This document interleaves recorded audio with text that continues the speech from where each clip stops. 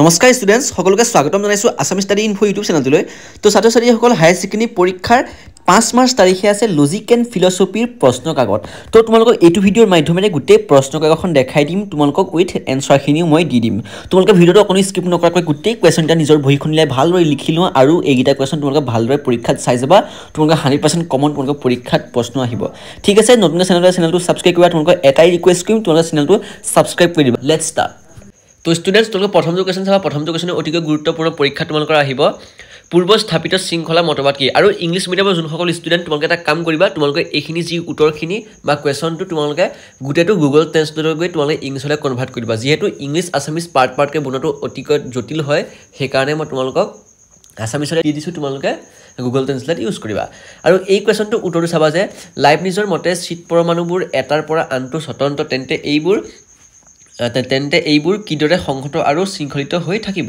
লাইবনিজে এই প্ৰশ্নৰ উত্তৰ কৈছে যে সমস্ত চিৰ পৰমাণুৰ ভিতৰত ঈশ্বৰ হৈছে কি শ্ৰেষ্ঠ পৰমাণু সৃষ্টিৰ আৰম্ভণিতে ঈশ্বৰে চিট পৰমাণুবিলাকৰ মাজত সংহতি পূৰ্বতে স্থাপন কৰিছিল লাইবনিজৰ এই মতবাদক পূৰ্ব স্থাপিত শৃংখলা মতবাদ বুলি কোৱা হয় যাক ইংলিছত কোৱা হয় theory of pre establish harmony ঠিক আছে এইটো নামেৰে জনা যায় নেক্সট কুৱেশ্যনটোলৈ আহিছোঁ নেক্সট কুৱেশ্যনটো অতিকৈ গুৰুত্বপূৰ্ণ পৰীক্ষাত 3 নম্বৰ আহিব তো কুৱেশ্যনটো সুধিছে যে নীতিবিদ্যাৰ স্বীকাৰ্য সত্যকেইটা কি কি তো উত্তৰ লিখিবা নীতিবিদ্যাৰ স্বীকাৰ্য সত্য তিনিটা সেইকেইটা হৈছে 1 নম্বৰ লিখিবা ব্যক্তিৰ ব্যক্তিত্ব 2 হৈছে বিচাৰ বুদ্ধি বা বিচাৰ শক্তি 3 হৈছে ইচ্ছাৰ স্বাতন্ত্ৰ্য বা ইচ্ছাৰ স্বাধীনতা ঠিক আছে এইটো কুৱেশ্যন ক্লিয়াৰ নেক্সট কুৱেশ্যনটো মন কৰিবা তোমালোকৰ পৰীক্ষাত এইটো 1 নম্বৰ আহিব বা 2 নম্বৰো আহি যাব পাৰে কেতিয়াবা তোমালোকে চাবা নিয়ম সম্পৰ্কীয় প্ৰকল্প কাক বোলে নিয়ম সম্পৰ্কীয় প্ৰকল্প কাক বোলে বুলি তোমালোকে আহিলে ডাইৰেক্ট উত্তৰ লিখিবা যে কোনো এটা ঘটনাৰ কৰ্তা বা কাৰণ সম্পৰ্কে জনা আছে কিন্তু কিভাৱে বা কি নিয়ম অনুযায়ী কৰ্তাই ঘটনাটো ঘটালে তাক জনা নাথাকিলে অজ্ঞাত এই নিয়ম সম্পৰ্কে যি প্ৰকল্প গঠন কৰা হয় তাক নিয়ম সম্পৰ্কীয় প্ৰকল্প বুলি কোৱা হয় এইটো হৈছে নিয়ম সম্পৰ্কীয় প্ৰকল্পৰ ডেফিনেশ্যনটো তোমালোকক মই অলপ কুৱেশ্যনখিনি স্পীড কম তোমালোকে গোটেইখিনি লিখি ল'বা ভালদৰে পঢ়ি লৈ মুখস্থ কৰিবা নেক্সট কুৱেশ্যনটো আহিলে আগমন কাক বোলে তোমালোকে বুজি ল'বা বুজি ল'লে তোমালোকে এনেই মুখস্থ কৰিব দৰকাৰ নাই বুজি ল'লে তোমালোকৰ কথাখিনি আহি যাব আগমন কাক বোলে আগমন আৰু নিগমৰ মাজত দুটা পাৰ্থক্য উল্লেখ কৰা ঠিক আছে এই আগমন আৰু নিগমৰ পাৰ্থক্যটো মই তোমালোকে লাষ্টত দিম প্ৰথমতে তোমালোকে আগমনৰ যিটো তোমালোকৰ ডেফিনেশ্যনটো তোমালোকে চাই লোৱা যি অনুমানত বিশেষ সম্বন্ধৰ জ্ঞানৰ সহায়ত সামান্য সম্বন্ধৰ জ্ঞানৰ উপনীত হোৱা যায় তাক আগমন অনুমান বুলি কোৱা হয় ঠিক আছে ইয়াৰ পাৰ্থক্যকেইটা এতিয়া চাই লোৱা আগমন আৰু নিগমৰ মাজৰ পাৰ্থক্য চাই লোৱা গোটেইটো 1 নম্বৰ 2 নম্বৰকৈ দি ল'বা মইতো কৈ নিদিব তোমালোকে ধুনীয়াকৈ চাই লোৱা প্ৰথমটো লিখি ল'বা তোমালোকে ভিডিঅ'টো ৰখাই লৈ এইটো প্ৰথমটো লিখি ল'বা তাৰপিছতে নেক্সট এইটো লিখি ল'বা ঠিক আছে মই এইটো দেখুৱাকেইটা তোমালোকক স্কিপ কৰিছোঁ তোমালোকে ধুনীয়াকৈ ৰখাই লৈ লিখি ল'বা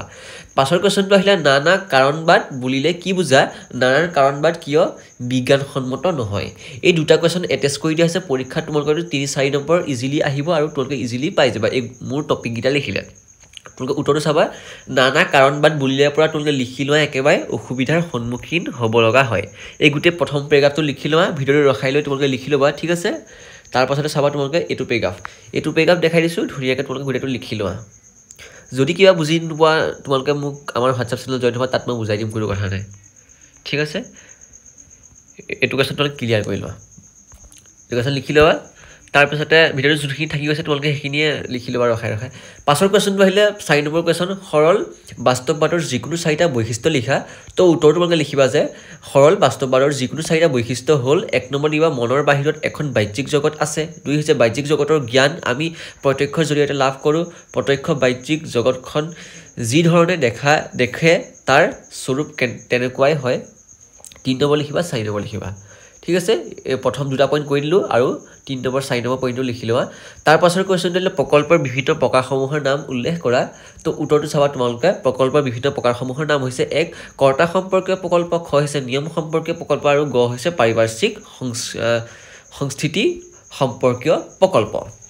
তাৰ পাছৰ কুৱেশ্যনটো আহিলে ধৰ্মৰ পৰাই নীতিৰ উৎপত্তি ব্যাখ্যা কৰা এই কথাষাৰৰ ব্যাখ্যা কৰিব লাগিব এই গোটেই ব্যাখ্যা কৰাটো তোমালোকে চাই লোৱা প্ৰথম মত অনুসৰি ধৰ্মৰ পৰাই নীতিৰ উৎপত্তি religion is the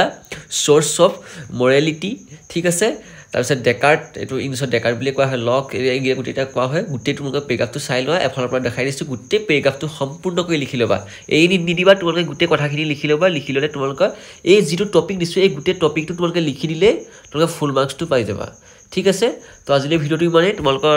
logic and philosophy complete কৰা হৈছে তোমালোকে এইখিনি ভালদৰে পৰীক্ষাত পঢ়ি যাবা আৰু নিজৰ বন্ধু বান্ধৱীলৈ শ্বেয়াৰ কৰা যাতে সকলোৱে 80+ উঠাব পাৰে লজিক এণ্ড ফিলচফিত এক্সামটো ভালকৈ দিবা ইয়াৰে আশা কৰিছোঁ ধন্যবাদ চেনেলটো ছাবস্ক্ৰাইব কৰিবা